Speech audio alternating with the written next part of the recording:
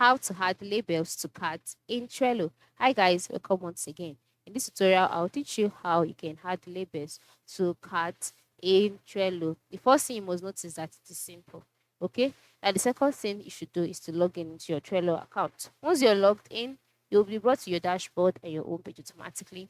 And then once you're on this page, next step is to move to the left side of the screen, click on bots, and then select the bot whose card you would like to add a label to.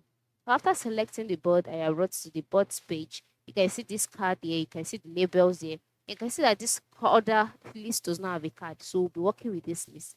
So the first thing you will do is to click on add a card. Then you can just type out what you want to use this card for. That is the card's title. And then could be write a blog, right? And then once you're done, click enter, and then you can now edit the title of this card by clicking on the pencil icon.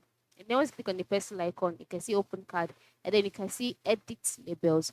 So that's our focus. Just click on edit labels and then select the label that you'd like to add to this card. And then once you're done, just cancel it, and then just like that, click on save, and as you can see, a label has been added to the card. Very, very simple. Ensure you try this out. All right, thank you.